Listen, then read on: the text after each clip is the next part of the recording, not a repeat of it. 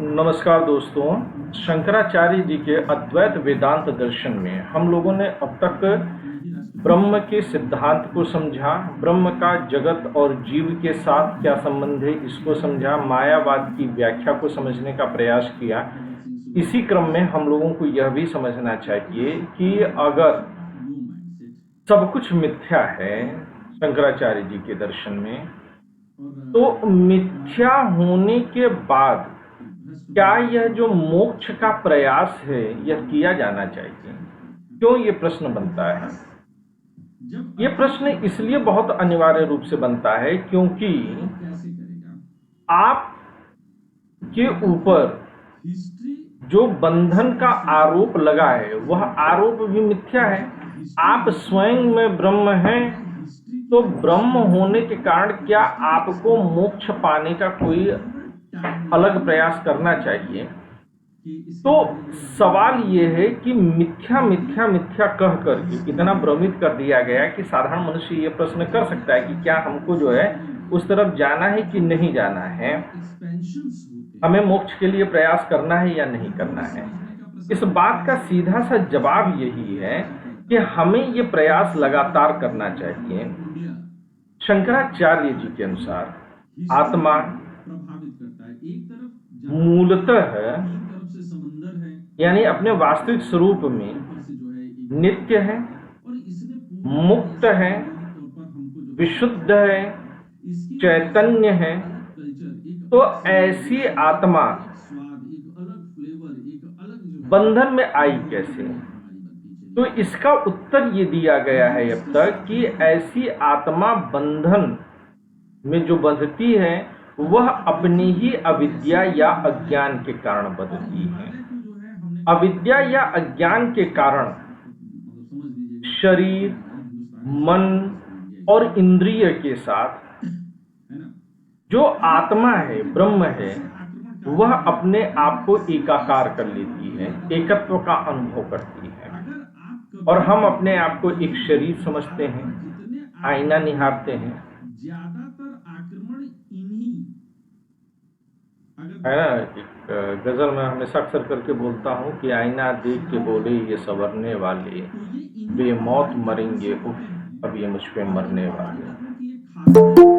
तो हम अपनी सुंदरता पर रीझ जाते हैं, हम अपने किसी कमी पर हम दुखी हो जाते हैं क्योंकि हम अपने आप को शरीर से एकाकार कर बैठते हैं। तो यह अविद्या है जिसके कारण आत्मा शरीर, इंद्रिय और मन के साथ एकाकार करके बैठी हुई है। परंतु विशुद्ध रूप में, पारमार्थिक सत्य के रूप में आत्मा ना तो शरीर है, आत्मा ना तो इंद्रिय है और आत्मा ना ही मन है। यह शरीर, इंद्रिय और मन तीनों से भिन्न है। अक्सर करके मेरी लोगों से बात होती है तो मैं उनसे इस बारे में बात करने के लिए, सोचने के लिए कई बार कहता हूं कि आप इस बात को देखिए कि क्या आप अपने मन के राजा हैं या अपने मन के आप गुलाम हैं। अगर आप अपने मन के राजा हैं तो मन आपके अधीन होकर के चलना चाहिए। ज्यादातर लोग कहते हैं कि देखिए मैं अपने मन का राजा हूं। आप अपने मन के राजा हैं, इस बात का क्या प्रमाण है कि मेरा जो मन कहता है मैं वो करता हूं। पर मन जो कहेगा अगर आप वही करेंगे तो आप मन के राजा हुए या आप मन के गुलाम हुए? मन के राजा, वेरी गुड आफ्टरनून का, तब तो सर मन के गुलाम हुए ना। हाँ, मन के गुलाम हो गए। राजा तो जो कहेगा मन उसके हिसाब से चलना चाहिए। तो सोचिए, अविद्या या अज्ञान, क्या आपको राजा की परिभाषा नहीं पता? पता है। क्या आपको राजा का अर्थ नहीं पता है? पता है। क्या आपको गुलाम की परिभाषा और अर्थ पता है? जी पता है। तो फिर भी जब सब कुछ पता है तो अर्थ ग्रहण करने में ये गड़बड़ी क्यों हो रही है? क्यों? क्योंकि अविद्या का पर्दा लटका हुआ है। कार्य कारण सिद्धांत क्या है? मेरा जो मन करता है, मेरा मन कर रहा है कि काश आशीष सर क्लास छोड़ देते, हमें बढ़िया सा झपकी लेती एक, पोजीशन है, प्रणाम अनु, है ना?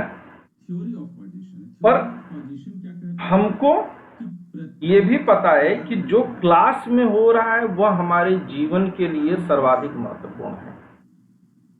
तो मन ने हमको अपना गुलाम बना रखा है, मन जीव पर भारी हो रहा है। और इस तरह से जब कोई कर्म किया जाता है, बहुत आप सभी शास्त्रों का एक मर्म समझिए, सभी शास्त्र एक तरफ रख लीजिए। आज आप है ना, इसका मतलब क्या है? आशीष सर की सुनिए। आशीष सर क्या कहते हैं इफेक्ट, कि सब मन ठीक है ना? एक ही भाव में है, कि अगर आप ज्योग्राफी पढ़ रहे हैं, अविद्या के भाव में। देखेंगे कि अर्थक्वेक आ रहा है तो उसका कोई जो है और मनुष्य कर्म करके बंधन में, कर्म सिर्फ शारीरिक कर्म ही नहीं होता है, तो कोई कॉज होगा। मानसिक कर्म भी होता है। मन से भी बहुत सारे कर्म किए जाते हैं, कत्ल मन से भी किया जाता है। इसी तरह से हिस्ट्री को अन अकेडमी वाले बार बार इस चीज पर हमको गौर करना चाहिए कि अगर हिस्ट्री की किसी एक पर्टिकुलर घटना को फोन हम कर समझने रहे हैं, की कोशिश कर रहे हैं, एडमिशन ले लो, एडमिशन ले लो, एडमिशन ले लो। प्रत्येक घटना का कोई न कोई कारण जरूर तो मन करता है कि मिल जाए इसी समय तो टैटुआ दबा दें। आप लोगों के साथ धोखा किया है। जब आप अब कानून की नजर में करते हैं तो वो टीचर आपके साथ क्या करते हैं? वो टीचर जो है आपको जो है जब हिस्ट्री आपने गुनाह नहीं किया है, लेकिन आपने कर्म किया है, गंदा काम तो कानून बंधन में नहीं डालेगा, सिर्फ लिखवा दे। लेकिन आपकी आत्मा इस मानसिक कर्म के कारण भी बंधन में पड़ती है। इतिहास में चीजें हुई और हम उसको पढ़ लें, लेकिन है ना? इतिहास की समझ में हलवाई की दुकान पर गाजर का हलवा देख करके शौक से हिस्ट्री पढ़ा, ऐसे मुंह बनाना भी बंधन में डालता है। क्योंकि मैं ये समझता हूँ कि एवरी तो कर्म एक्सीडेंट और इंसिडेंट मानसिक भी है, शारीरिक भी है, वाचिक भी है। बोलने मात्र से भी बंधन होता है। तो लेकिन मनुष्य बिना कर्म किए तो रहेगा नहीं, क्या बंधन होता ही रहेगा? नहीं। इसका उत्तर जो है, अगर आप मेरे हिसाब से पूछिए तो मैं कहूंगा कि जब आप मन के राजा होकर के कर्म करेंगे तो बंधन नहीं होगा, लेकिन जब आप मन के गुलाम होकर के कर्म करेंगे अंग्रेज आए, मुगल आए, तो बंधन होगा। इतिहास लेखन भी जब हुआ तो क्या इतिहास में औरतों का योगदान है ना? कम था? नगण्य सर या इतिहास जैसे कोई इंसान मौन है, हाँ। ऐसी रही लेकिन वो सर कोई कर्म नहीं कर रहा है और बैठा सिर्फ सोच भी नहीं रहा, तो सर वो कर्म में आएगा ना? वो भी अगर बैठा है वो मोह भी। में है तो सोचेगा, मोह में है और ना सोचे यह संभव नहीं है। आप एक क्षण के लिए भी बिना सोचे नहीं रह सकते। रजिया को पूरी तरह ओके। डिनाई अगर रह गए तो वही तो समाधि की अवस्था है। सर वही चीज है ना कि जैसे आप सोचते हो कि हम निद्रावस्था में हम कोई कर्म नहीं कर रहे हैं, लेकिन उस टाइम पे भी जो हमारा मतलब मन कुछ ना कुछ कर ही रहा है, सोच रहा है, कुछ ना कोई एक्टिविटी कर रहा है, तो वो भी कर्म नहीं आ जाएगा ना हमारा? विरोधी मानसिकता के गुण ओके सर। आप देखेंगे।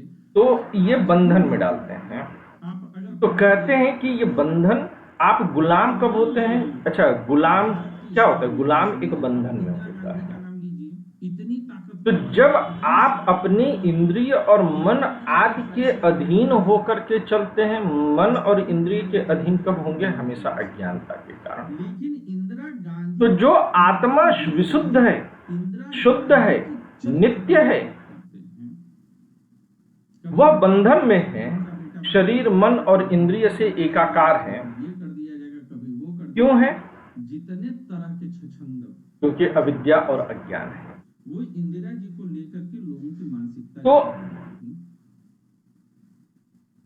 अज्ञान के कारण इंदिरा जी जब वह गुलाम होगा सुल्ताना के तो बारे में गुलाम को कभी सुख होगा कभी दुख होगा। जो है लेखकों के सुख और दुख मन, इंद्रिय और शरीर के विषय हैं, लेकिन आत्मा जब अज्ञान के कारण अपने आप को मन, शरीर और इंद्रिय समझ बैठता है निष्पक्ष नजरिए से करने के बजाय अपने राजनीतिक तो वह अपने पॉलिटिकल गेन के लिए ज्यादा करते हैं। उन तो सर सुख वह और दुख को ऐसा थे तो उनसे ऐसे इतिहास के मुद्दों अपना समझ लेता है। वह सुख और दुख का स्वयं को भागी समझ लेता है, भोक्ता समझ लेता है, जबकि वो उसका है नहीं। ये ठीक वैसे ही है और अब इतिहास सही लिखा जाएगा। जैसे दूसरे ने कोई चीज हमको रखने के लिए दी और हम उसे खुद का मालिक समझ बैठा, उसको भी लौटाने के लिए। आप ही हैं, क्योंकि आपके पिता का नाम जो है कमरुद्दीन अहमद था, आपके दादाजी का नाम ठीक है ना, हम उसे वापस नहीं करना चाहते। बकवास कर रहे हैं। तो हमने दान की दी हुई चीज को जो है अपना मान बैठा है, तो हम यहां पर बंधन में हैं। इस बंधन से हमको बाहर निकलना है। जो है बिलबिला उठे, पर ये है कि शंकराचार्य एक उपमा के जरिए इसको समझाने की कोशिश करते हैं। कैसे शंकराचार्य इस बात को समझाने की कोशिश करते हैं? एक उदाहरण के जरिए कि जैसे माँ बाप होते हैं, वह अपने संतान के सुख से सुखी और अपने संतान के दुख से दुखी होते हैं। उसी प्रकार आत्मा भी शरीर, इंद्रिय और मन के सुख से सुखी और इनके दुख से स्वयं को दुखी अनुभव करता है, वो भारत विरोधी हैं। और यही बंधन का कारण है। तो जाहिर सी बात है कि वो हमारे यहाँ शास्त्रों में कहा गया है कि बंधन के 3 कारण हैं। दुख के, कोई भारत विरोधी है तो आप देख लीजिए कि गांधी के बारे में उनके क्या विचार हैं, क्यों उनकी भाषा 3 कारण हैं। भाषा से मैच कर। ये कौन से हैं? लोकैषणा, पुत्रैषणा और वित्तैषणा। पुत्रैषणा मतलब पुत्र की प्राप्ति की इच्छा, संतान की प्राप्ति की इच्छा। वित्तैषणा धन की प्राप्ति की इच्छा या कामना। और लोकैषणा समाज में मान सम्मान की प्राप्ति की इच्छा रखना। हम जो जिस तरह से पुत्र की चाहत अपराध है, पाप है, बंधनकारी है, जिस प्रकार आवश्यकता से अधिक धन और संपत्ति की चाहत। अच्छा, आवश्यकता भी कितनी? जो हमारी न्यूनतम आवश्यकताओं को पूरी करे, अधिकतम आवश्यकताओं को नहीं। आपके पास 4 पहिया गाड़ी नहीं है, कोई दुख नहीं होना चाहिए। आपके पास खुद की छत नहीं है, कोई दुख नहीं होना चाहिए। किराए के मकान में है तो भी आपको सुखी होना चाहिए, क्योंकि आपकी न्यूनतम आवश्यकता जो है वो पूर्ति हो रही है। आप बढ़िया वाले होटल में नहीं खा पा रहे, लेकिन घर पर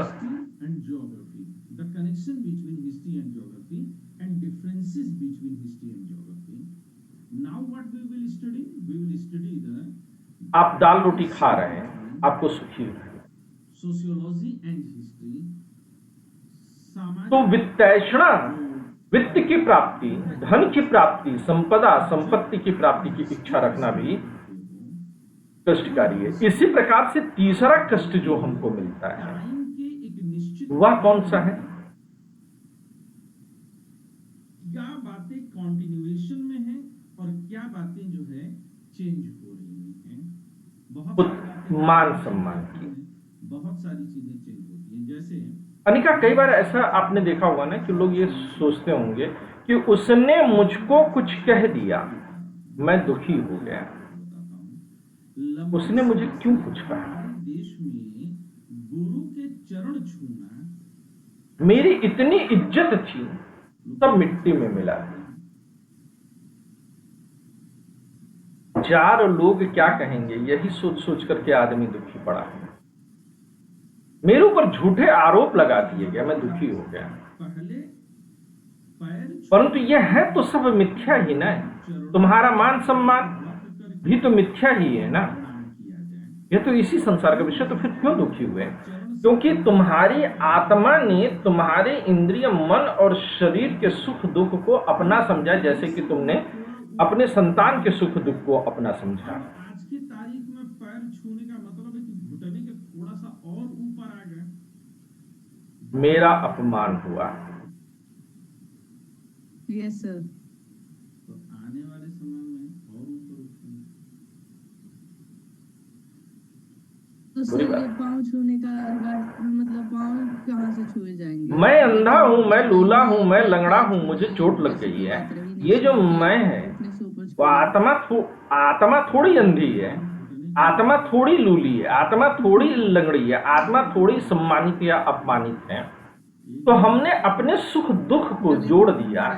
मैं इतना सुंदर हूं, मैं क्या करूं? मुझे तो डर लगता है कि सर पे टप्पा हमारे। कौन? आत्मा। आत्मा सुंदरता और कुरूपता के परे है, उसको कुछ करने की आवश्यकता ही नहीं है, परंतु वो भी परेशान बैठी है। तो जैसे तुम ये सुनो कि मैं इतना सुंदर हूं, मैं क्या करूं, तो समझ जाओ कि ये अविद्या और अज्ञान से ग्रस्त है। तो उसे क्या करना चाहिए फिर?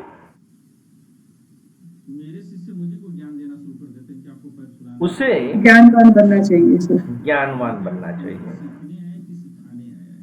पर ठीक है, चलो। पर है ना? देखिए, परिवर्तन ज्ञान प्राप्ति का उसे आशीष सर की क्लास में। तो आइंदा से जब कोई कहे कि मैं इतना सुंदर हूं, मैं क्या करूं, तो उसे क्या कहो कि आशीष सर की क्लासेस ज्वाइन करो। इसका मतलब ये है कि अब वो श्रद्धा नहीं है, आदत बन चुकी है। अब कर्म बंधन में डाल रहे हैं। तो कर्म भी 3 प्रकार के माने गए हैं अद्वैत वेदांत में।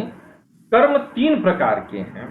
तो ये 3 प्रकार के कर्म कौन कौन से हैं?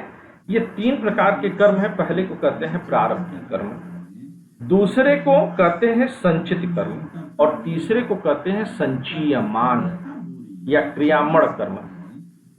तो प्रारब्ध कर्म हमारी पास्ट लाइफ से जुड़ा हुआ है। आज की तारीख में उसका क्या मतलब? उसके कोई मुंह में सोने के चम्मच लेकर के पैदा हो रहा है, ये है कि जो हिस्ट्री की स्टडी की जाती है वह हमारे और कोई समाज की हम जैसा आदमी बिना दांत के पैदा हो रहा है। और इस तरह से अगर हम मुंह में सोने के चम्मच नहीं, मुंह में दांत भी नहीं था। अब क्या करें? चेंजेस कैसे आए हैं, तो वह आगे चल करके फ्यूचर को भी और सिक्योर बनाने का काम करेगा। ये इतिहास की बात होगी। तो समझिए कि ये आपके पिछले जन्म के कर्म हैं। आप कुछ नहीं कर रहे हो, माँ बाप से दुखी हो, दोस्त यार से दुखी हो, कुछ नहीं है तो घर में भूत सोच के दुखी हो। पति पत्नी के बीच में आपस में बन नहीं रही है, बाप बेटी के बीच में नहीं बन रही है।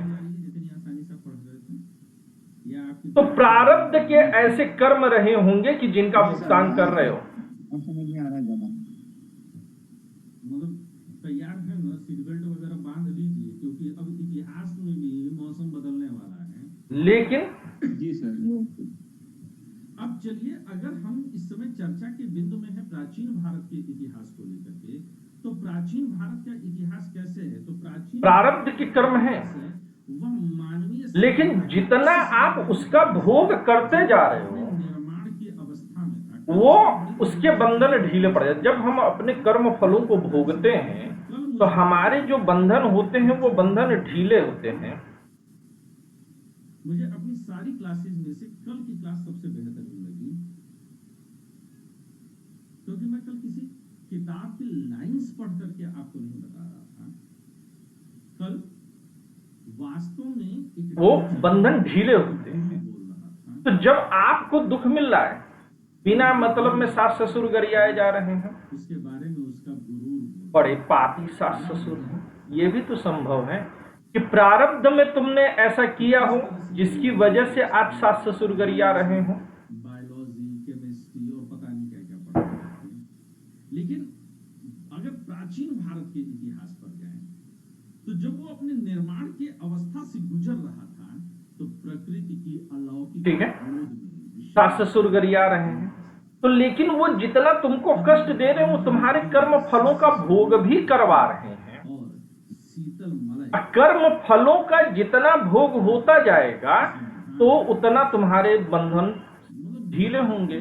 तो क्या इस तरह से बिना मतलब में जब तुम्हारे सास ससुर तुमको गरिया रहे हैं, तुम्हारे दोस्त या तुम्हारे ऊपर आरोप लगा रहे हैं, तो क्या यह हर तरीके से तुम्हारे लिए कष्टकारी है, या उसमें भी तुमको कहीं न कहीं संतोष मिलेगा?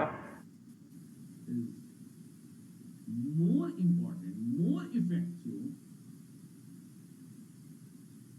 संतोष मिलेगा, for the creation of मिलना चाहिए। क्योंकि अगर तुम्हारी दृष्टि सिर्फ तत्काल के कर्मों पर है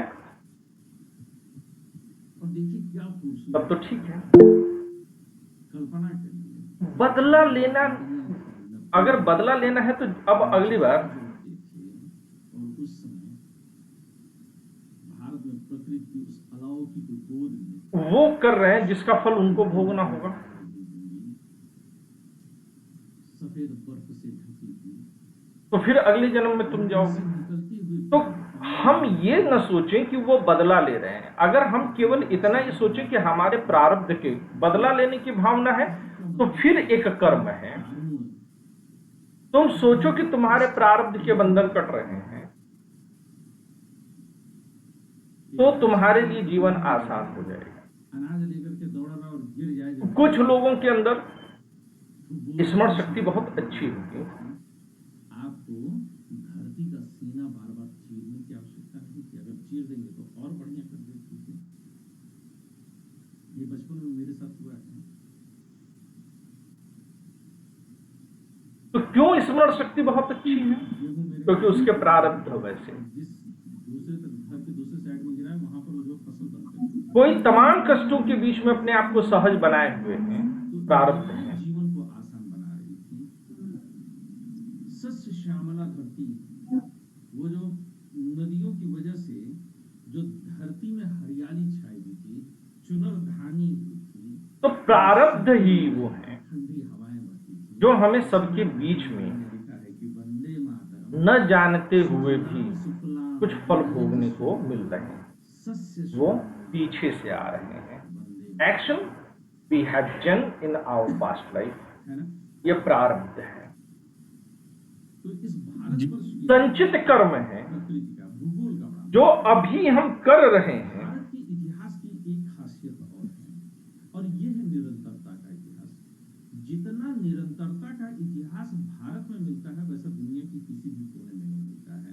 एक जो भारत कर्म है परंतु उनका फल अभी भोगा नहीं गया है, यानी कि ऐसा अकाउंट जिसमें पैसा पड़ा है लेकिन वो भोग नहीं रहे हैं। ये पिछले जन्म के भी हो सकते हैं संचित कर्म, इस जन्म के भी शुरुआती ऐसे कर्म हो सकते हैं कि जिनका फल भोग अभी नहीं हुआ है, परंतु फल हमें जल्द ही भोगना है। ज्योतिष इसी के बारे में बताता है।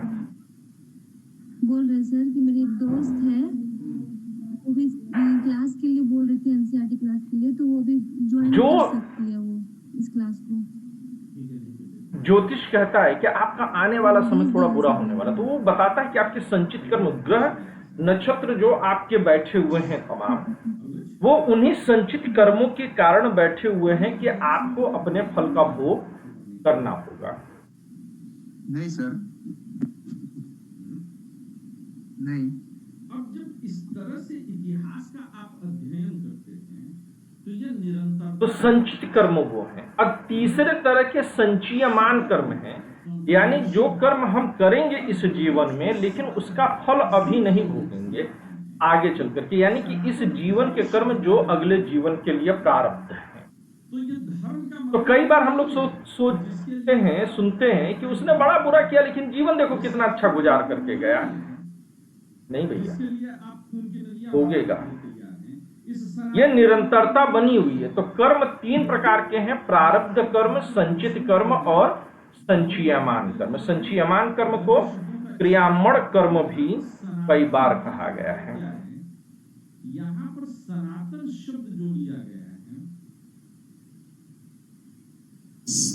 है, सर एक क्वेश्चन आ रहा है यहाँ पर सनातन का मतलब निरंतरता से। कि सर जैसे कोई मतलब थोड़ा सा अलग है, जैसे कोई रेप केस होता है और उसमें इंसान की मृत्यु हो जाती है, कोई लड़की की, तो वो कर्म किस तरह के होंगे? क्या उसने किसी जन्म में जो उसके पिछले कर्म है उसमें क्या इतना बुरा किया है कि उसको मृत्यु की सजा भी मिल सकती है, मतलब मृत्यु मृत्यु प्राप्त सजा हो? क्यों है?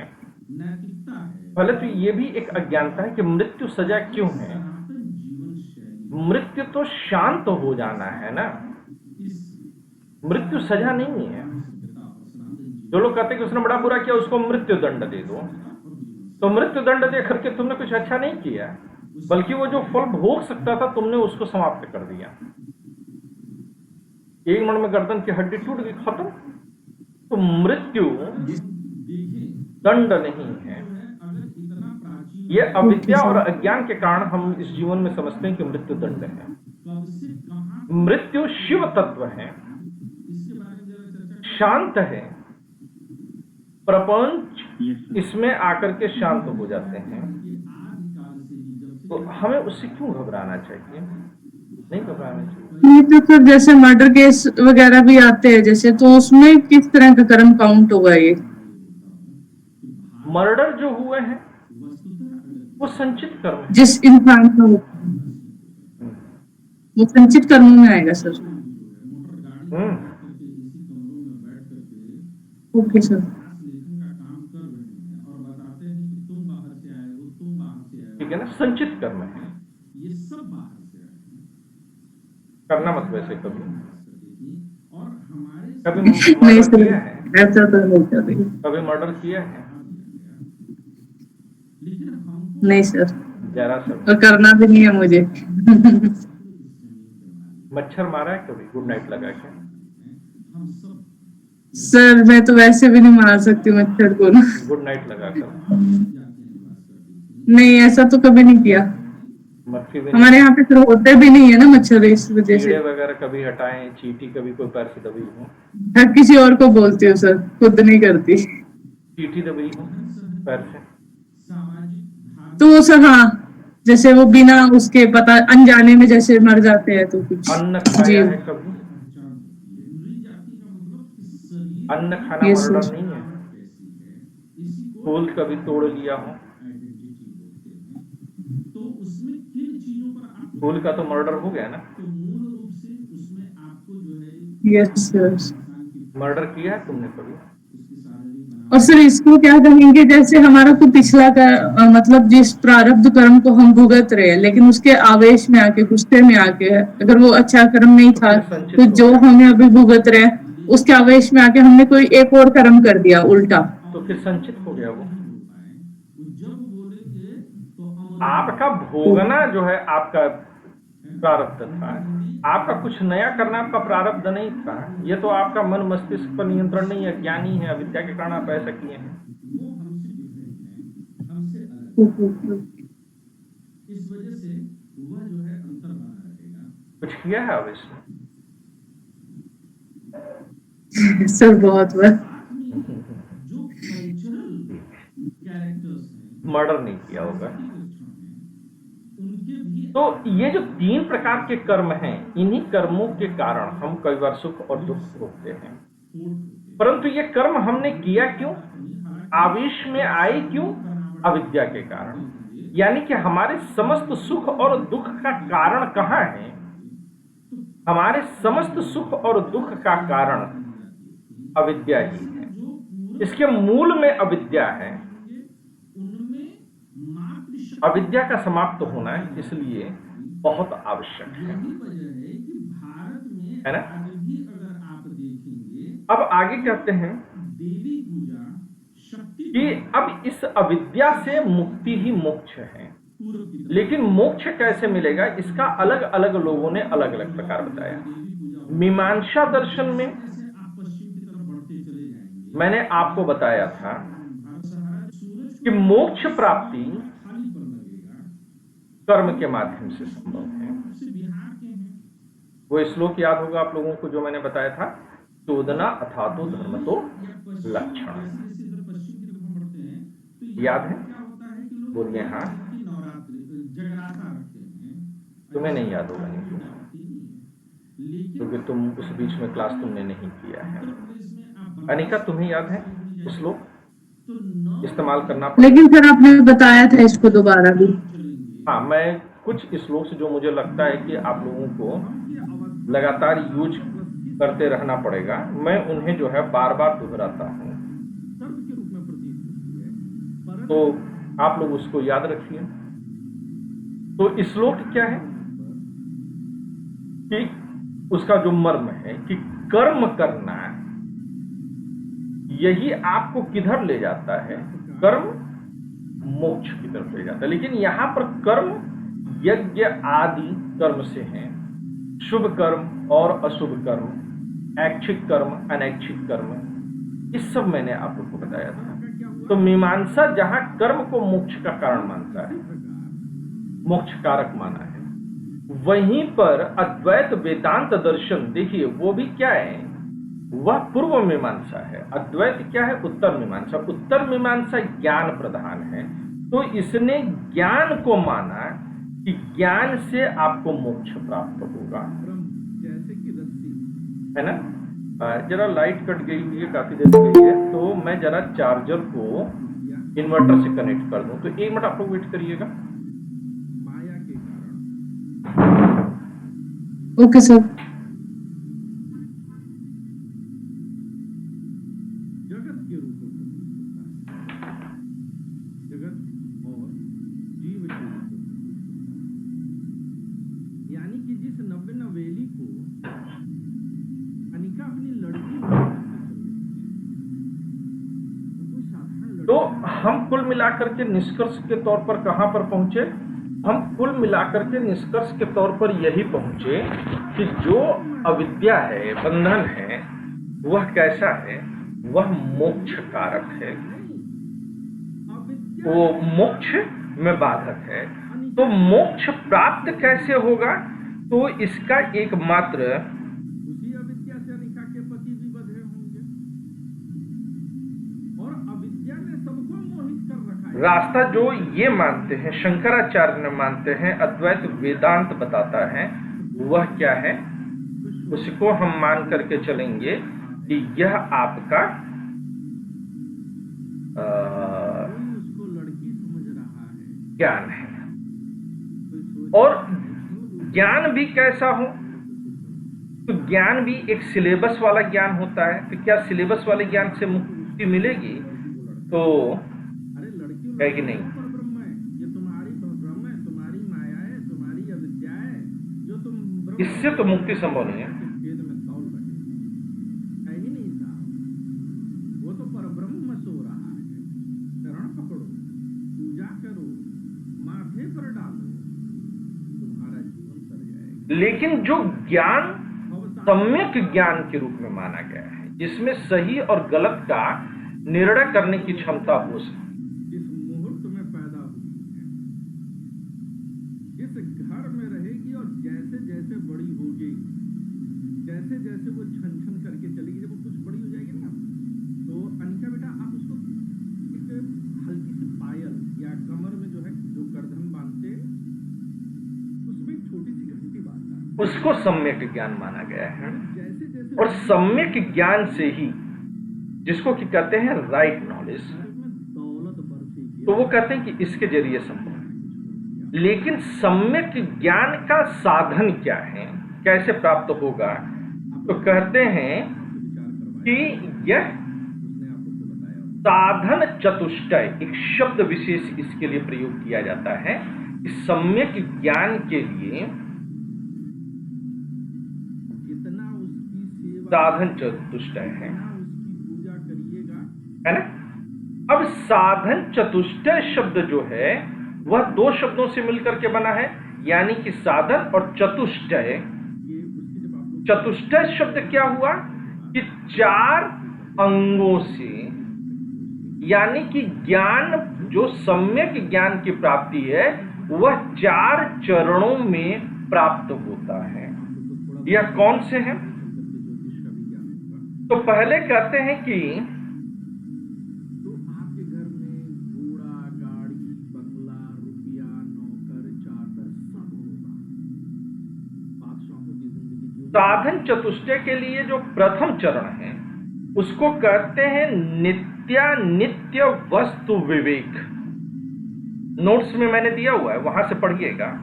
जगत या जीव के रूप में प्रतीत है ना।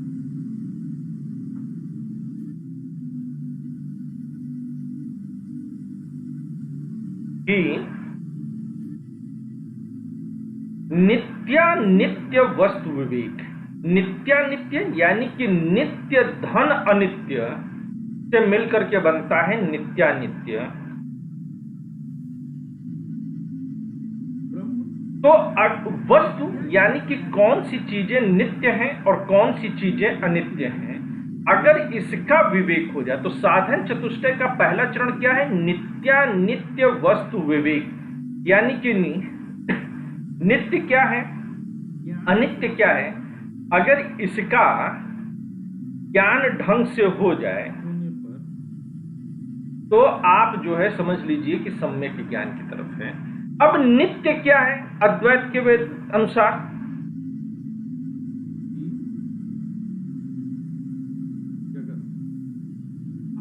ब्रह्म सर। ब्रह्म। और अनित्य क्या है? अन्य सभी। तो नित्य और अनित्य, वास्तविक और अवास्तविक के बीच का अंतर न समझने के कारण ही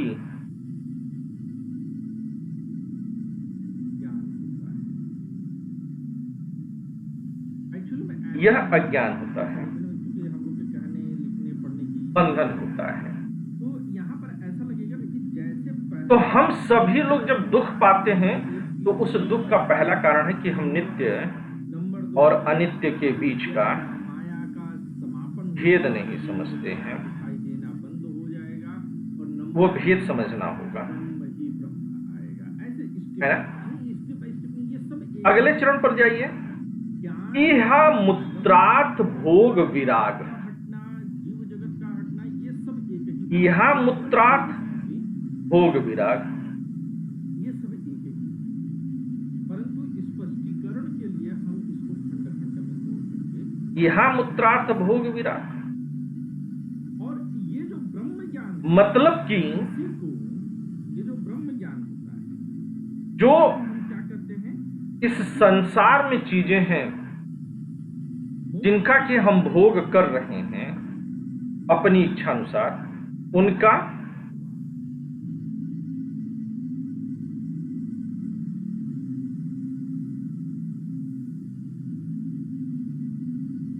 परित्याग करना आवश्यक है सर।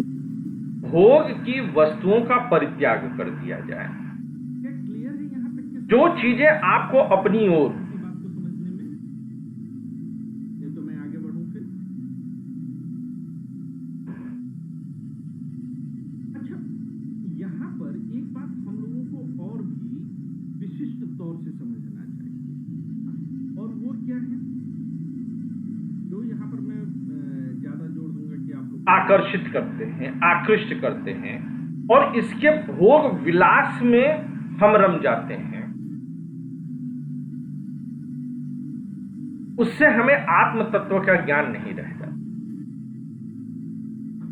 और सांसारिक विषय जो हैं वह अयथार्थ हैं।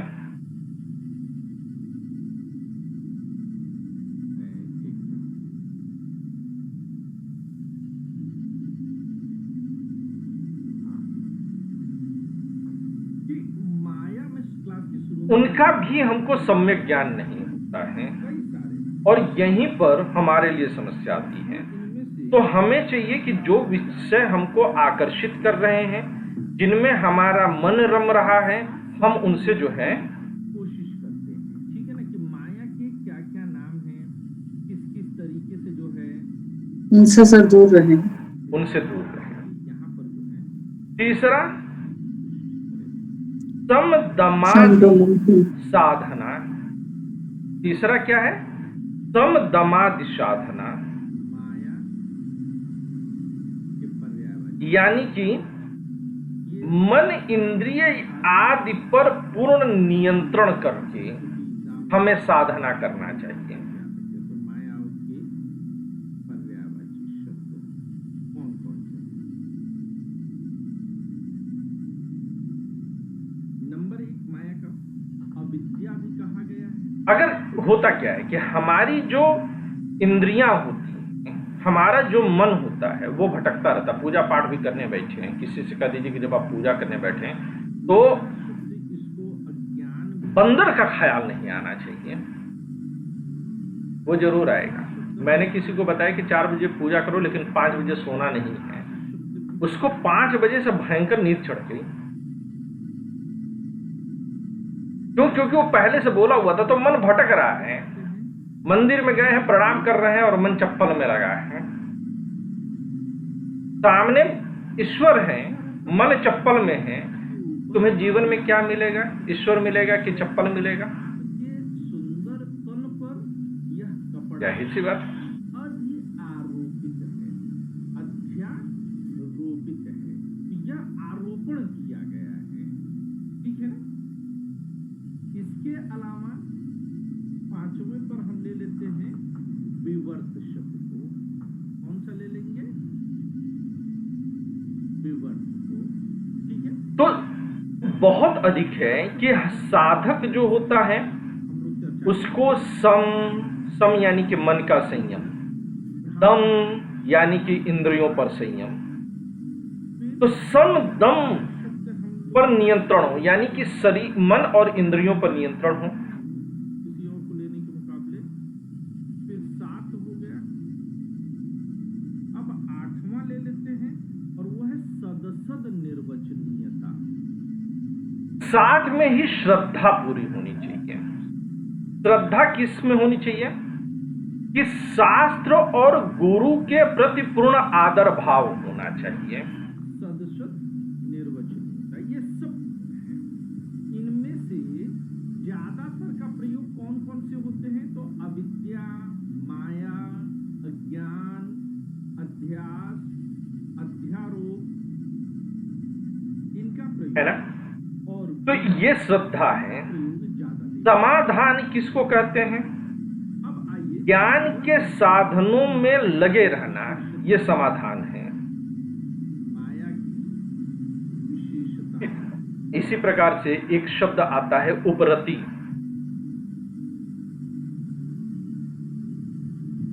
कि माया की विशिष्टताएं क्या क्या है, तो इसको जानना हमारे लिए बहुत जरूरी है। तो माया की विशिष्टता में, और किसके हिसाब से? शंकराचार्य जी के अनुसार। ठीक है, ये मैं इसलिए भी थोड़ा ज्यादा उपरति शब्द का क्या अर्थ है? मैं थोड़ा ब्रेक दे दे करके बोल रहा हूं जानबूझ करके, दर्द हो, जिससे कि वो शब्द आपको थोड़ा सोचने को मिले। और इन सारे दुख यानी कि कष्ट को उपरति, रति का मतलब लगाव, शंकराचार्य जी है ना? कामदेव की बीवी का नाम क्या है? रति। तो चीजों के प्रति जिनमें मन तेजी से लगता हो, आकर्षित होता हो, और वो जो हमको भटकाव पैदा करते हैं। तो उपरति का अर्थ क्या हुआ? उपरति का अर्थ हुआ कि उनसे दूर रहना।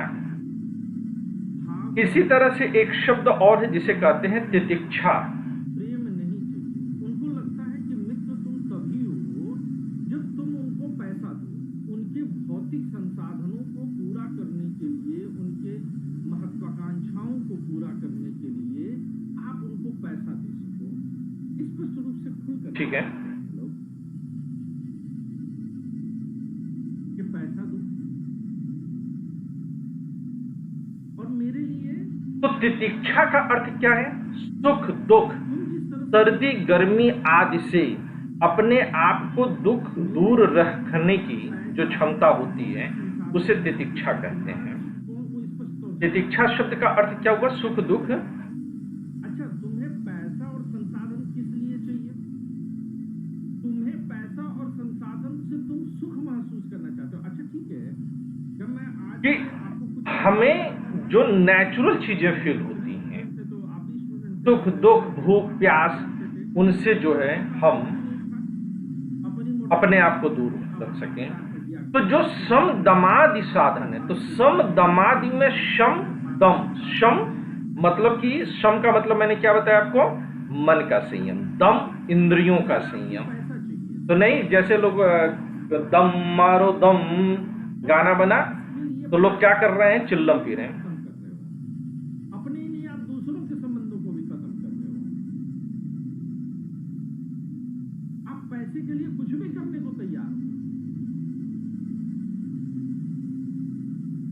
तो दम, लेकिन दम मारो दम में मतलब क्या है कि अपनी इंद्रियों पर नियंत्रण करो। वो इंद्रियों पर नियंत्रण करने के बजाय हुक्का मार करके, चिल्लम मार करके उसको और भड़का रहे हैं।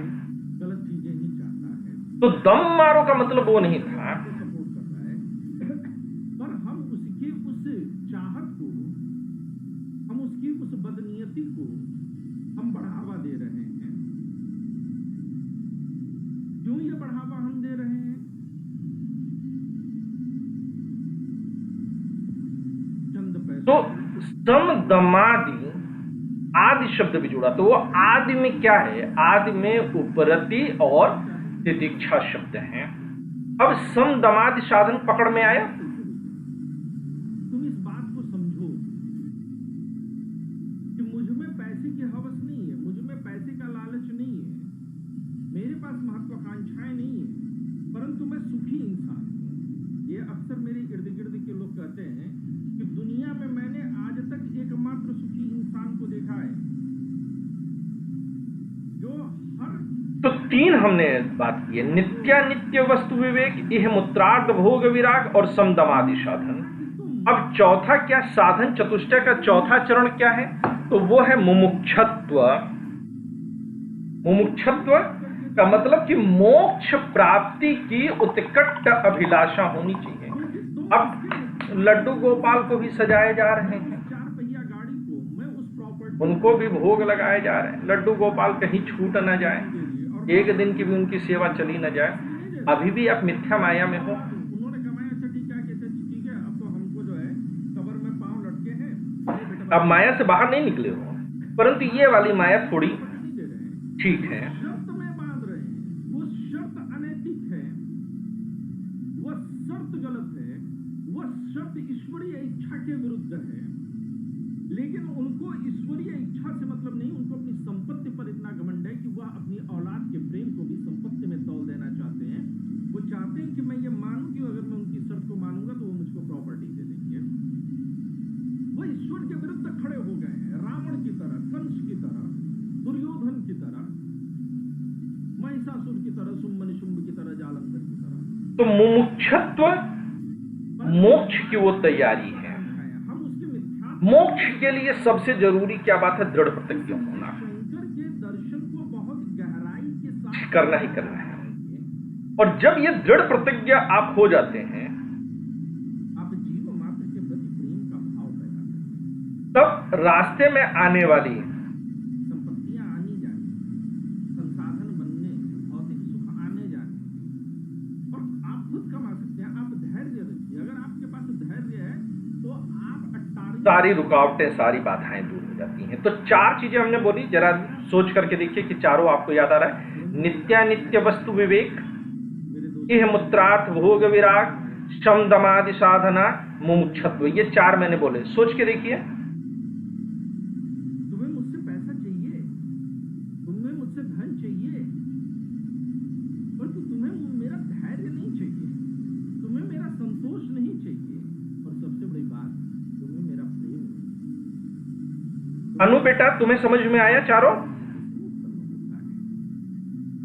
किसी लालच नहीं होता, ये तो बस एक मित्र के प्रति जो जी की भावना उससे उत्पन्न है, लेकिन वो नहीं चाहिए। बताओ बेटा, चारों से क्या समझे? क्या वो धन आपके पास टिकेगा? सर अभी हम सर हेलो किसी सूरत में नहीं। सर अभी हम कंप्यूटर क्लास आए हैं, थोड़ा सर दर्द कर रहे हैं। अच्छा ठीक है। अनिका, तुम एक्सप्लेन कर पाओगी बेटा? इसलिए शंकर के दर्शन को बहुत गहराई से समझिए, और मैं थोड़ा डिटेल में इसीलिए जा रहा हूं। तो आइए जरा समझने की कोशिश करते हैं कि माया की विशिष्टताएं क्या हैं। तो पहली विशिष्टता के तौर पर मैं यहाँ पर उल्लेख करना चाहूंगा कि बोलो। अच्छा निधि, तुम बताओ।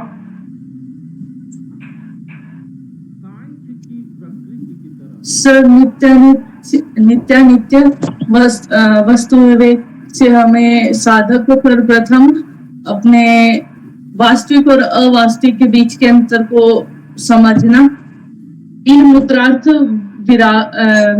भोग विराग, इन मुत्रार्थ भोग विराग में हम कहते हैं कि वस्तुओं की भोगने की इच्छा को परित्याग करना, जड़ है। इच्छा का परित्याग करना। और तो यहाँ तीसरा था वो वो साइंस तीसरा अपना नेचर और साइंस यहाँ तक एक साथ है। शमदमादि साधना। शमदमादि साधना में अपना मन और इंद्रियों पे नियंत्रण रखना, और लास्ट में हमारा सर मुमुक्षुत्व, उसमें सर मोक्ष की प्राप्ति की प्रबल इच्छा रखना। अद्वैत की माया ठीक है। सांख्य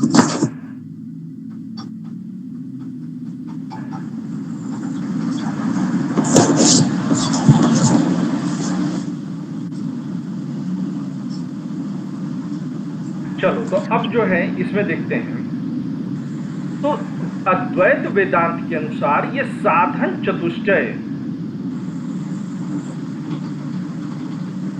के वजह से ही मनुष्य जो होता है वह मोक्ष का पात्र बनता है। वह तभी अपने गुरु के जरिए वेदांत के अध्ययन का पात्र बनता है। लेकिन यह भी आवश्यक है कि गुरु को स्वयं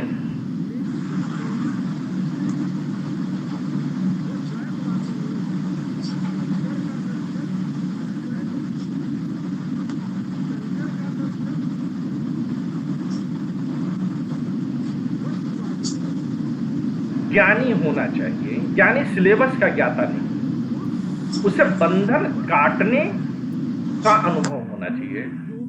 तो इसके लिए जरूरी कि स्वयं का बंधन कटा। होगा तो गुरु वही हो सकता है जिसे मुमुक्षुत्व या मोक्ष प्राप्त हो। विशिष्टताओं पर चर्चा कर चुका हूं। तो वस्तुनिष्ठ दर्शन है सांख्य, वस्तुवादी दर्शन है, प्रत्ययवादी नहीं है। तो वस्तुवादी दर्शन हमेशा अपने तत्व को सत्य भी मानेगा, स्वतंत्र भी मानेगा। लेकिन जो प्रत्ययवादी दर्शन होगा वह प्रत्ययवादी दर्शन अपने तत्व इसके अलावा सत्य नहीं मान सकता, उसको वह स्वतंत्र भी नहीं मान सकता। श्रवण मनन और निधिध्यासन यह बहुत आवश्यक है। तत्व के मध्य भिन्नता को याद रखने के लिए हमेशा याद रखिएगा कि सांख्य द्वैतवादी वस्तुवादी है। यहाँ पर आप नोट कर लीजिए, चाहिए तो नोट में मार दीजिए फटाफट। अब श्रवण का अर्थ क्या है कि गुरु जो बताए उसे सिर्फ सुनिए मत, समझिए भी। कैसा है? तो गुरु जो कहता है उसे ध्यान पूर्वक सुनिए और समझिए। मनन क्या है कि गुरु जो बताए उसको बैठ करके अकेले में सोचिए कोई भी वस्तुवादी कि गुरु क्या बताए। यही आज की जो है एक तत्व की कल्पना स्वीकार कर पाएगा, वो हमेशा बहुतत्ववादी होगा। यानी एक से ज्यादा तत्व उसको स्वीकार करना पड़ेगा। इसलिए तत्व क्या है इनके यहाँ? सबसे बड़ी कमी है कि मनन गायब कर दिया गया है। नोट्स बनवाओ, नोट्स रटो। तत्व भी सिविल सर्विसेज को क्वालिफाई करने के लिए श्रवण मनन दोनों आवश्यक हैं। मनन नहीं है तो सिविल सर्विसेज क्वालिफाई नहीं होगा। आप एक बार फिर से आइए और अब की बार हम क्या देखेंगे कि जो अद्वैत दर्शन है वह कैसा है? वह प्रत्ययवादी और अद्वैत शब्द ही है, अद्वैतवादी है, यानी कि द्वैतवादी नहीं।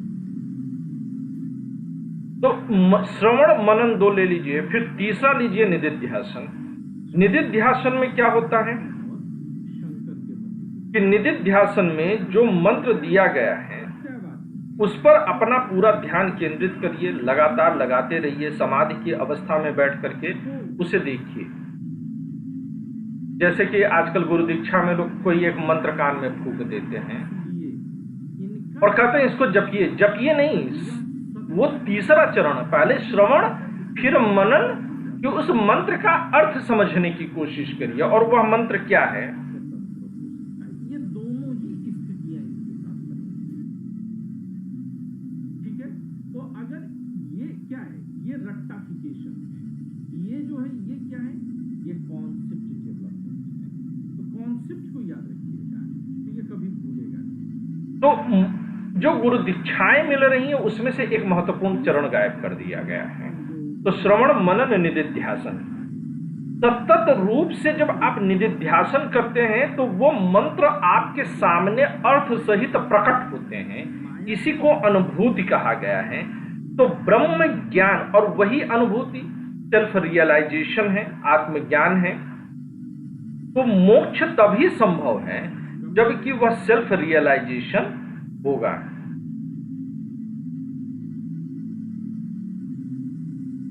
अनन्य क्यों है?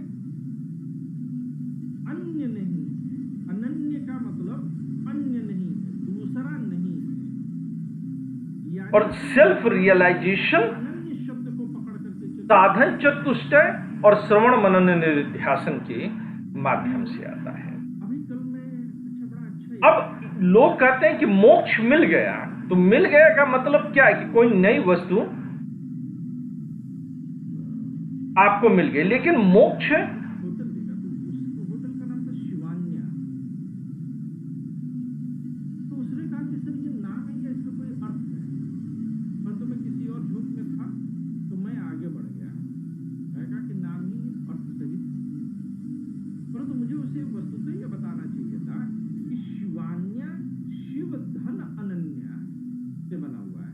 मोक्ष वो शिव से भिन्न कोई नई वस्तु नहीं है, क्योंकि मोक्ष क्या है? आत्मज्ञान है। आत्मज्ञान क्या है? जो पहले से प्राप्त है। तो मोक्ष को इसीलिए अद्वैत वेदांत में प्राप्तस्य प्राप्ति कहा गया, यानी कि जो पहले से प्राप्त है उसी की फिर से प्राप्ति है। मैं इसको ला रहा हूं अनन्य नहीं। तो ये ब्रह्म की अनन्य शक्ति है। तो अब आप कहेंगे कि अच्छा सर आपने बढ़िया किया, फल किन्हीं जो उसी की सीख मुहिदीन प्राप्ति। लेकिन अगर मेरा दृष्टिकोण मानिए तो मुझे लगता है कि अद्वैत वेदांत में यह शब्द प्रयोग नहीं होना चाहिए कि कुछ नया पाया है आपने मुझे या कुछ पाया गया है, ये समझ बल्कि इसमें होता क्या है कि अविद्या बंधन को हटा दिया है और जो था वो चमक गया है। जैसे सूर्य चमक रहा है, बादलों ने सिर्फ उसको ढक रखा है। बादल हट जाएंगे तो क्या सूर्य आकर के चमकना शुरू करेगा? नहीं, सूर्य चमक रहा है, सिर्फ बादल हटे हैं। तो अविद्या को भी और शायद क्या कर सकते हैं? सिर्फ हटाना है। और हटाने का तरीका क्या है? साधन चतुष्टय, सम्यक ज्ञान और श्रवण मनन निधिध्यासन। ठीक है, यहां तक क्लियर है? तो मैं यस सर। कह सकता हूं कि माया का एक और नाम मिलता है। इस वाले से हम कह सकते हैं कि माया का अब आगे क्या बोलते हैं? तो कहते हैं कि ये प्राप्त नहीं है। जो मोक्ष हमारा आत्मस्वरूप है, मोक्ष और आत्मज्ञान, यानी कि माया, पर ये भी याद रखिएगा कि माया और ब्रह्म ये अलग अलग चीजें नहीं हैं। ये एक ही सिक्के के दो पहलू हैं। सामान्य तौर पर क्या लेते हैं कि जिसके जैसा कोई दूसरा ना हो, तो क्या मोक्ष प्राप्ति के बाद आत्मा नष्ट होगी? क्या नहीं? इससे भिन्न मोक्ष प्राप्ति के बाद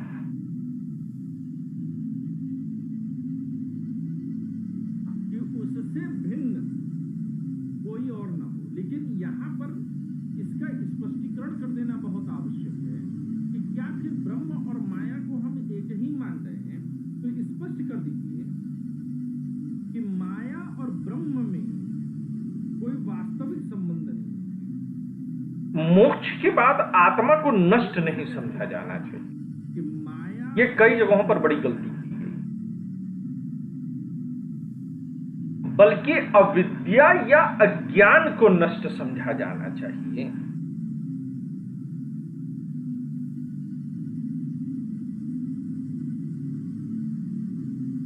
कोई वास्तविक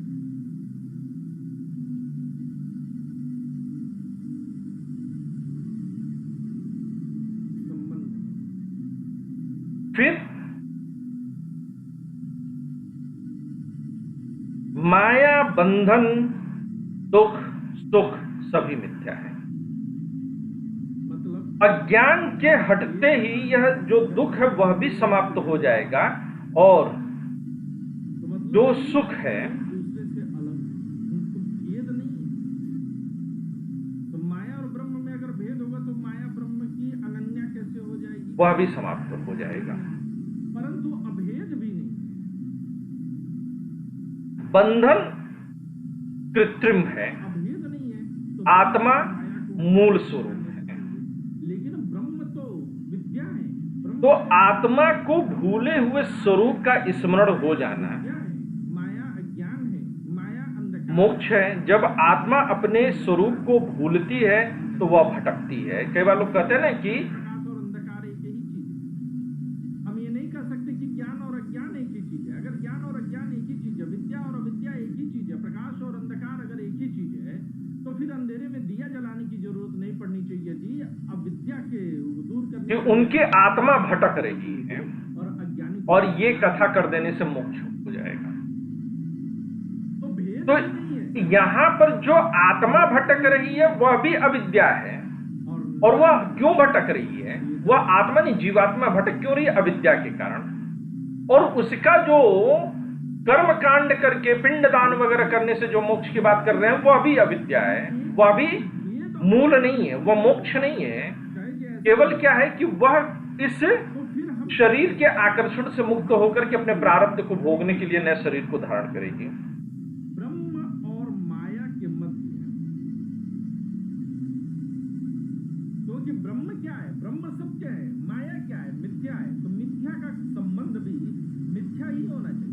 मिथ्या का संबंध कोई वास्तविक संबंध नहीं हो सकता। वेद का संबंध वास्तविक होगा, अवेद का संबंध वास्तविक होगा, भेदाभेद का संबंध वास्तविक होगा।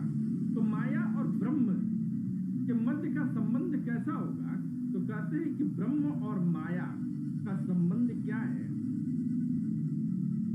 ब्रह्म और माया का संबंध कैसा है? तो अब इसके लिए पीछे जाइए। पीछे हम लोगों ने चर्चा किया था कि यह जगत कैसा है, माया की वजह से बना हुआ जब जगत कैसा है। मृत्यु होती है, जीवात्मा इस शरीर से निकल करके अगले शरीर की ओर जाती है, तो इसका मतलब अंत नहीं तो यह संबंध कैसा होगा? और ना ही मोक्ष होगा। मोक्ष वाला केवल और केवल आत्मा और ब्रह्म के एकत्व से होगा। जगत और जीव के संबंध कैसा है? मिथ्यात्व को समझने से होगा। प्रतीक वाले संबंध को प्रातीतिक संबंध कहेंगे। प्रातीतिक, प्रतीक वाला संबंध है, प्रातीतिक संबंध है। और इसीलिए इस संबंध को तादात्म्य नाम दिया गया है। प्रातीतिक संबंध को और क्या नाम दिया गया है? तादात्म्य। तो ये तादात्म्य है। मुझे उम्मीद है कि ये तीसरा पॉइंट भी आप लोग को समझ में और आया, दूसरा पॉइंट समझ में आया। अब यहीं पर अगर नहीं आएगा तो आप लोग मोक्ष के दो स्वरूप समझिए, मैं फिर बताऊंगा। एक जीवन मुक्ति और एक विदेह मुक्ति। अगर आपको लगता इसको आप जीवन मुक्ति को सदेह मुक्ति भी लिख सकते हैं। यानी कि कई दर्शन ये मानते हैं कि जीते जी मोक्ष प्राप्ति संभव नहीं है। जैसे बौद्ध दर्शन में जो हीनयान है वह मानता है कि मरने के बाद ही आपको मोक्ष मिलेगा, कैवल्य प्राप्ति होगी। बेल आइकॉन को दबा दीजिए जिससे कि आपको जो है जानकारी मिलती रहे। और तीसरी चीज जो आप इसमें कर सकते हैं कि आप मेरा नंबर है 9 लेकिन 9130 इस नंबर पर आप अगर मुझे व्हाट्सएप करके अगर आप ये चाहेंगे तो मैं आपको एक ग्रुप में जोड़ दूं जहां से कि आपको सारी अपडेट मिलती रहे। आप अपने सवाल पूछ सकते हैं तो मैं आपके लिए वो कर दूंगा। इसके कोई चार्जेस नहीं। अब तीसरा क्या है? माया अनादि। ये बहुत गहराई से समझिए। ये हीनयान दर्शन बहुत ध्यान लेके सुनिए। हीनयान दर्शन कहता है कि यानी कि जीवन मुक्ति संभव नहीं है, कहीं पर प्रारंभ सदेह मुक्ति संभव नहीं है, वह केवल विदेह मुक्ति को मानता है। इसका कहीं से शुरुआत वाला पॉइंट नहीं है। शुरुआत आपके फिर जहां तक आपका दिमाग जान पाता है महायान दर्शन आया तो उसने कहा कि नहीं, विदेह मुक्ति नहीं, जीवन मुक्ति भी संभव है। लेकिन अब यहां पर एक बड़ा इंटरेस्टिंग माया है। आप दुर्गा सप्तशती पढ़ते हैं तो कहते हैं कि ब्रह्म में ही समाई हुई है, भगवान विष्णु सोए हुए हैं चक्र। बड़ा इंटरेस्टिंग पॉइंट एक उठता है, और वो क्या है कि वो ये कहते हैं कि जीवन मुक्ति अगर आपको ज्ञान हो गया तो फिर आप इस धरती पर रह करके करोगे क्या? तो इसका उत्तर जो है तमाम संप्रदायों में ये दिया गया है कि अगर आपको जीते जी मुक्ति मिल जाए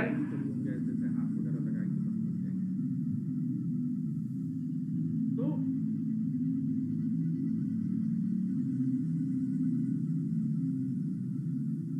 मैं टपक जाता है और उससे दो असुर उत्पन्न होते हैं।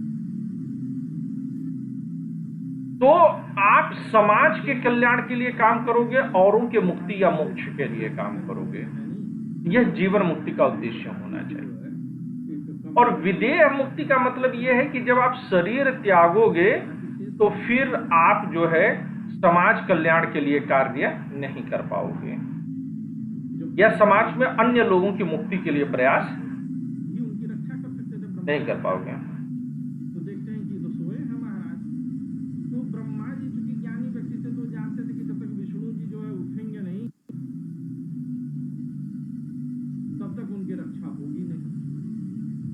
तो अब क्या करें, इनको उठाना बड़ा जरूरी है। उठिए महाराज, उठिए प्रभु। शंकराचार्य के दर्शन में भी जीवन मुक्ति और विदेह मुक्ति दोनों के प्रयास दिखाई देते हैं। वो जानते हैं कैसे दिखाई देते हैं? सोए क्यों। तो कहते हैं कि आप जब संचित कर्मों का जो फल होता है, एक उपाधि तो जब तक उनका फल भोग नहीं लिया जाएगा तब तक शरीर रहेगा। तो अब वो ऐसे कहते हैं कि जैसे तो वहां पर माया को कुम्हार अपने चाक को डंडे की जोर से घुमा रहा होता है, तो भगवान विष्णु उन्हीं देवी की प्रार्थना करते हैं कि हे देवी इनकी निद्रा तोड़िए। अब इसका मतलब क्या है कि आलस्य, निद्रा, प्रमाद, अंधकार, अज्ञान, क्योंकि आप सोए हुए व्यक्ति हैं। और जब तक डंडा लगा है तब तक तो घूम रहा है, लेकिन अगर डंडा हट जाए तब भी कुछ देर के लिए चाक घूमता रहेगा। माया को हटा दिया जाए। अगर इसी प्रकार कि आपको समस्त शास्त्रों का मृत्यु के बाद भी शरीर तब तक बना रहेगा द्वैत वेदांत भी आ जाए, ज्योतिष भी आ जाए, तंत्र मंत्र भी आ जाए, आपको हवा में उड़ने जब तक कि आ जाए, लोगों का मन पढ़ने वाला ज्ञान भी आ जाए, सारा ज्ञान आ जाए बिना पढ़े लिखे। समस्त कर्म फलों का जो है भोग न हो जाए, या शरीर के समाप्ति के इसको उल्टा होना चाहिए कि मृत्यु के बाद भी जीवात्मा तब तक बंधन में रहेगा, तब तक संसार में रहेगा जब तक कि कर्म फलों का भोग ना कर ले। रामकृष्ण परमहंस पूरी तरह से आत्मज्ञानी व्यक्ति थे, आत्मज्ञान था, लेकिन कैंसर उनको हुआ। क्यों हुआ? स्वामी विवेकानंद को टीबी हुआ। करिए तैल धारावत निरंतर नाम जपते रहिए, जो भी नाम, राम राम राम राम राम, राधे कृष्णा राधे। क्यों हुआ? राधे कृष्णा। क्योंकि वह उनके प्रारब्ध थे जो उनको भोगना था। ओम चंडिकाय नमः। तो मृत्यु के बाद भी वह कर्मफल भोगना पड़ेगा, चाहे शरीर रहे चाहे शरीर ना रहे। लेकिन जो जीवन मुक्त होते हैं वो उसको दुख के तौर पर नहीं लेते हैं। वो विदेह मुक्ति पर सभी प्रकार के कष्टों से सबसे जो है पूरी तरह से मुक्ति हो जाती है। सारे कपाट बंद करिए। आपको अंधकार में सुला दिया, बड़ा अच्छा लगता है। समस्त ज्ञान आपसे बाहर नहीं है। पाश्चात्य दार्शनिक लाइबनिट्ज भी मानते हैं कि तो वो संभव है। मोनेट्स सारा ज्ञान पहले से भरा पड़ा है, न कुछ अंदर आना है न कुछ बाहर जाना है। हमारे यहाँ भी यही माना जाता है। तो माया को केवल आलस्य, प्रमाद, काम, क्रोध, मान, मद, मोह, शरीर का निर्माण कैसे हुआ ये समझना जरूरी। माया। शरीर का निर्माण संचित कर्मों के फल की वजह से होता है। लेकिन वो अच्छे कर्म रहेंगे तो अच्छी शरीर मिलेगी, बुरे कर्म होंगे तो बुरी शरीर मिलेगी। खूब बढ़िया धाकड़ शरीर है तो बड़ा बढ़िया कर्म करके आए हैं, एकदम मरियल सा शरीर मिला है तो बुरा बुरा कर्म करके आए हैं। राम राम राम राम राम राम। एक बार एक सज्जन मिले महात्मा, तो एक बार राम कहते थे और 10 माला गिन लेते थे, मतलब ऐसे 10 जो उसकी मड़ियां होती। तो शरीर कैसा मिला है यह भी हमारे संचित कर्मों पर निर्भर करेगा। तो संचित कर्म शरीर दिलाते हैं, उस शरीर की वजह से हमें जो है जीवन मिलता है। लूट सके तो लूट, मैं तो लूट रहा हूं, एक बोल रहा हूं, लेकिन जो है और जब तक उन संचित कर्मों का भोग नहीं हो जाएगा तब तक एक शरीर से दूसरे शरीर में जाना पड़ेगा। तो पिछले जन्म का कर्म अभी हम भोग रहे हैं, तो ये हमारे लिए ज्यादा जरूरी है कि हम अज्ञानता पूर्वक कोई कर्म न करें जिसकी वजह से अगला शरीर फिर धारण करना पड़े। माया बाहर आती है, इस जीवन में के बाहर आते ही भगवान विष्णु ज्ञान पूर्वक जीवन को व्यतीत कीजिए, जिससे कि अगला जो है अब असुर कहां से हुए? मैल से। मैल कब जमा? जीवन ना मिले, और प्रमाद में, निद्रा में ये बहुत आवश्यक है। कार में रहा। तो असुर हम महात्मा बुद्ध का भी उदाहरण ले लें। हिंसा कब? उनको बहुत कम समय में ज्ञान प्राप्ति हो गई थी, लेकिन 80 वर्ष की उम्र तक वो जीवित रहे। मैल नहीं है वहां, हिंसा महात्मा गांधी इसी के श्रेष्ठ बहुत लंबा जीवन जिए हैं, लेकिन पूरी तरह से निर्मल हो गए, बिना किसी मल के हो गए, और हम यहाँ पर मल्लयुद्ध कर रहे हैं। तो गांधी होना आसान है। तो माया कहाँ है? इस सृष्टि के उत्पत्ति के पूर्व, क्योंकि उत्पत्ति क्या है? ये लोग हमारी एक अवधारणा, तो हमारी संचित कर्मों का फल भोग करके गए, इसलिए पुनः इस जीवन में वापस नहीं लौटे। तो अस्तित्व में लाने के लिए भी कोई होना चाहिए। विदेह मुक्ति, तो माया के जरिए उसकी प्रतीति होनी है। जब व्यक्ति माया सबकी प्रतीति करा, दोनों ही स्थूल शरीर से और सूक्ष्म शरीर ठीक बात है ना? दोनों से मुक्ति हो जाए, तभी वह, मतलब कि विदेह मुक्ति के बाद आपको पुनः किसी शरीर में आना नहीं है और जन्म मरण का चक्कर नहीं होगा। इसी को कहते हैं भव सागर पार हो जाना। भव शब्द का मतलब अस्तित्व है, तो अस्तित्व का सागर माया भाव, माया अभाव नहीं है, भाव रूप है, अस्तित्ववान। भाव रूप का है अस्तित्ववान। कि जब आपको फिर से इस जीवन में आना नहीं होगा। वह सब सत्य नहीं है, क्योंकि सत्य कब होगा? जब ये बड़ा महत्वपूर्ण है। इसका बाद कभी भी नहीं होता है, परंतु माया का बाद शंकराचार्य मोक्ष की भी दो अवस्था मानते हैं, है तो, लेकिन निषेध अवस्था और भावात्मक अवस्था। तो निषेध अवस्था में मोक्ष को माया को दुखों से मुक्ति माना गया। यही ज्यादातर लोग चाहते हैं कि हे भगवान हमारे सारे कष्ट कट जाएं। या अभाव रूप है ना?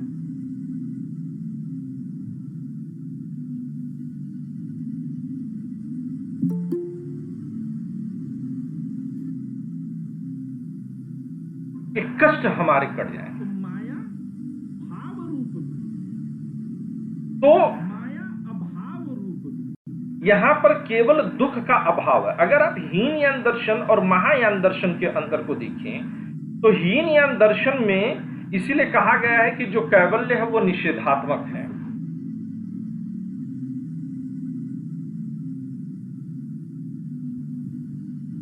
क्यों? क्योंकि अपने समाप्त होने के पूर्व माया अस्तित्व में होती है। जब माया को कहते हैं, परंतु महायान में क्या अंतर रहता है? महायान का जो मोक्ष है, कैवल्य है, वह लगातार चिर आनंद चिर सुख की अवस्था में है। क्या कहलाती है? ये बहुत महत्वपूर्ण है।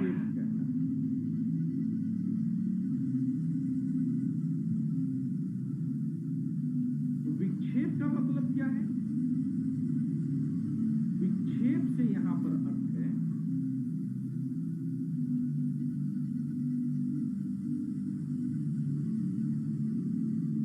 इसी तरह से जो भाव अवस्था है मोक्ष की शंकराचार्य के दर्शन में, कि माया वह क्या है, उसमें भी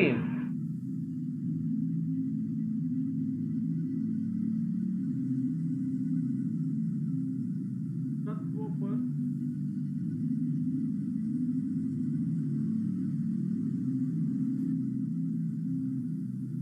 किसी सुख प्राप्त होता है, आनंद प्राप्त होता है। जो एक अवस्था बताई गई है सतचित आनंद की, वह सतचित आनंद की अवस्था जो है यहां पर विदेह अवस्था।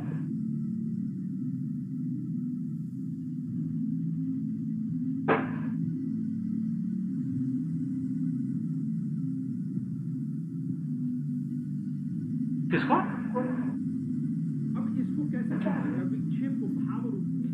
अब इसको समझना बहुत एक मिनट होल्ड करिएगा आप लोग। अब जैसे शादी के दिन का दूल्हा दुल्हन ले लीजिए, दुल्हा देख लीजिए एकदम शेरवानी वगैरह एक्सरे करवा मैं तुरंत, ये चोट लगी है ना, एक्सरे एक्सरे बोलो, तुरंत एक्सरे करा मैं। है क्या? तो सॉरी, ये एक एक्सीडेंटल केस आया था। तो ये क्या हुआ कि सतचित आनंद की अवस्था की प्राप्ति क्या? बड़ी दुर्दशा है कि माँ बाप सब कोई जो पढ़ाता है वो चाहता है कि इसका बेटा, इसकी संतान, इसकी औलाद, इसकी बेटी, या अगर वह जो है किन्नर है तो वो किन्नर जो है वही भावात्मक अवस्था है। थोड़ा सा लाइट उठ गया। तो भावात्मक अवस्था इसी को कहते हैं, शिक्षा प्रणाली का एक है ना? उद्देश्य है कि वह तो शंकर मोक्ष के दो पक्ष मानते हैं, एक निषेध का और एक भावात्मक का। तो शंकराचार्य के अनुसार एक व्यक्ति के मुक्त होने से, अब यहीं पर मूला विद्या और तूला विद्या आती है। अगर आप मोक्ष प्राप्ति करते हैं टाटा बिरला नौकर नहीं बने, क्या कमाए नहीं? मुंशी प्रेमचंद तो आप क्या करते हैं कि सिर्फ अपने लिए आपने बंधन काटे, आप समस्त संसार का बंधन नहीं काट देते हैं। कमाने के लिए नौकर बनना जरूरी है? नहीं, नौकरों को तो मोक्ष आपका सिर्फ आपके लिए है, परंतु मैं अपने मोक्ष से दूसरों को मोक्ष दिलाने का मार्ग बता सकता हूं। मेरा अनुभव दूसरों के काम में आ सकता है, मुमुक्षत्व का जो है। हमारे नौकर बनाना है, नौकर बनाओ, और जिस दिन वो नौकर बन जाएगा, सर्टिफिकेट मिल गया, किसी कंपनी ने कहा कि आज से रामानुज का दर्शन अगर है तो रामानुज के दर्शन में खुशियां मनाई जाती हैं। यह माना जाता है कि मोक्ष ईश्वर की कृपा से प्राप्त होता है, लेकिन शंकराचार्य के दर्शन में मोक्ष स्वयं के प्रयासों से प्राप्त होता है। शंकर के अनुसार बंधन और मोक्ष केवल व्यवहारिक दृष्टिकोण से ही वास्तविक हैं, पारमार्थिक दृष्टि से ये दोनों अवास्तविक हैं। बच्चे को नौकर बनने की ट्रेनिंग दी आत्मा मुक्त है, वह वस्तुतः कभी IIT की तैयारी करो, MBBS करो, क्या करना है भैया? नौकर बनना है। डॉक्टर तो फिर भी ठीक है, वह कभी स्वयं जो है बंधनग्रस्त नहीं होती, उसे दुख नहीं होता है। परंतु जब शरीर, इंद्रिय और मन के साथ एकाकार होता है ये अपॉइंटमेंट लेटर क्या है? ये एक तो सर्टिफिकेट लोग लिखित में दस्तावेज है कि तुम स्वयं को, आत्मा को आत्मा में दुख का, कष्ट का अनुभव करने लगते हैं। दुल्हा बनाए, राजा की तरह यहाँ बंधन और दुख यह वस्तुतः मूला विद्या, तूला विद्या या माया का खेल है। वहाँ नौकरी करेगा, आत्मा बंधन में नहीं है, आएगा तो वही न ही कोई कष्ट उठाती है। तो जैसे विवर्त आपने देखा होगा, एक बनियान पहना होगा, अब बैठ करके कि आभास मात्र है, उसी तरह से आत्मा को अविद्या के कारण दुख और बंधन का आभास होता है। अकेले जो है बैठ करके जो है सीरियल देख रही होगी, नागिन है ना? एक बदला इच्छाधारी नागिन का। Yes sir. तो वो अज्ञान के कारण ही हमें आभास है, तो अज्ञान को हटाते ही मना क्या? बंधन समाप्त, आत्मा से उसका संपर्क समाप्त, तो ये सब कुछ हो जाता है। तो लेकिन ये बंधन, ये सब कुछ है कहाँ? ये सब कुछ आपका शेर की खाल पर हिंदे आरूपण है। इसी संसार, इसी जगत में माया है। क्या करती है? इसी संसार, इसी जगत में पारमार्थिक दृष्टि, यानी कि बंधन और मोक्ष की यह अवधारणा केवल व्यवहारिक दृष्टि से है, पारमार्थिक दृष्टि से नहीं है। पारमार्थिक दृष्टि से न बंधन है न मोक्ष है।